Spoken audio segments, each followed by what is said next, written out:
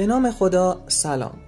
چند سالی هست که فیدلیتی پرایم یا همون جتور X70 توسط بهمن موتور داره به بازار عرضه میشه، اما همکنون بهمن موتور قصد داره که نسخه فیسلیفت شده و کمی ارتقا یافته تر از فیدلیتی پرایم رو به بازار عرضه کنه.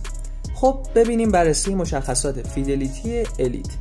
بهتر اول از طراحی شروع کنیم. در نمای جلویی فیدلیتی الیت با سپر جدید و جلو پنجره باز طراحی شده ظاهری مدرن تر به خود گرفته. در قسمت عقب هم سپر و طراحی خروجی های اگزوز تغییر کرده و حالا 4 خروجی اگزوز به چشم میخوره.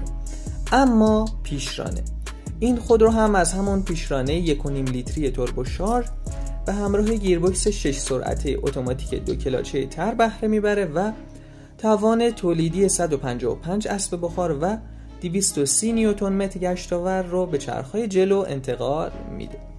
سیستم تعلیق این خودرو در جلو مکفرسون و در قسمت عقبی هم مولتی لینکه و بهبودهایی نیز داشته، اما امکانات ایمنی و رفاهی.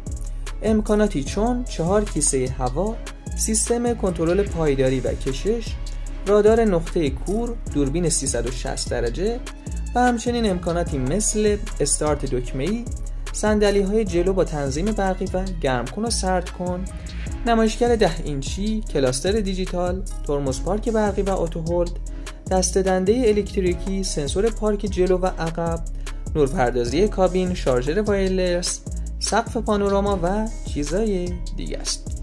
اما قیمت، متاسفانه هنوز قیمت تمام شده این خودرو اعلام نشده، اما قطعاً قیمتی بیشتر از فیدلیتی پرایم خواهد داشت. خب نظر شما در مورد این خودرو چیه؟ آیا با این مشخصات و قیمت ارزش خرید داره و یا شما رقباش رو ترجیح میدید؟ خب اگر از این ویدیو خوشتون اومد حتما لایک کنید، برام کامنت بذارید و تا ویدیو بعدی چنل رو سابسکرایب داشته باشید. با تشکر، خدا نگهدار.